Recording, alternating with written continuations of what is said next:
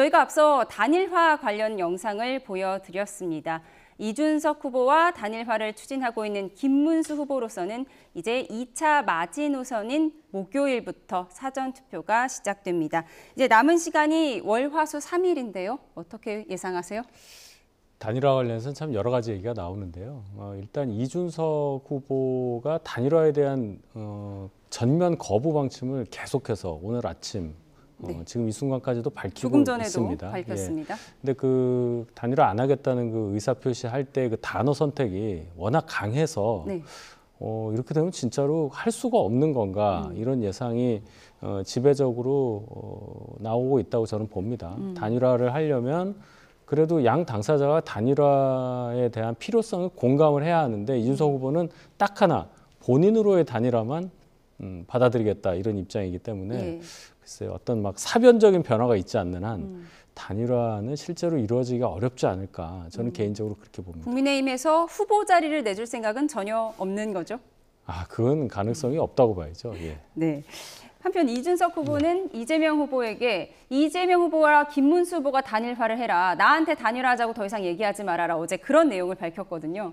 그러니까 뭐 좀 논리도 안 맞고요. 그냥 억지로 뭔가를 맞추려고 하는 것 같아요. 부정선거를 믿었던 사람들끼리 단일화를 해라. 이렇게 그러니까 얘기했습니다. 이게 이준석 후보는 그냥 본인의 어떤 그 현재의 그 존재감을 드러내기 위해서 모두가기 전략을 하는 거라고 봅니다.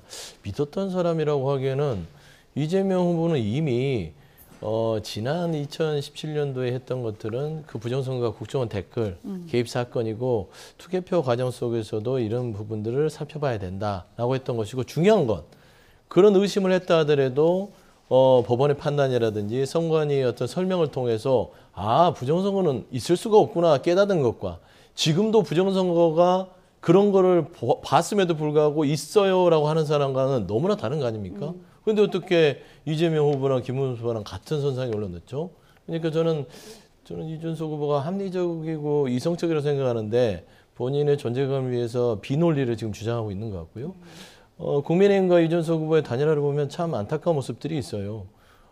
스토킹은 범죄입니다. 근데 단일화도 이 스토킹 수준까지 가면 범죄예요.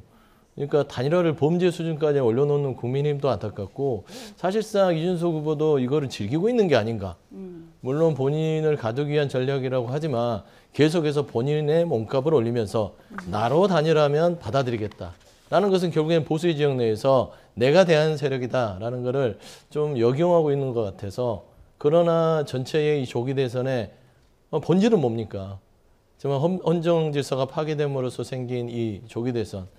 대한민국 나라를 어떻게 정상화시키고 민생을 회복시키는 그런 어떤 언어들이 보이지 않다 하는 것들이 좀 안타깝다 지적하고 싶습니다.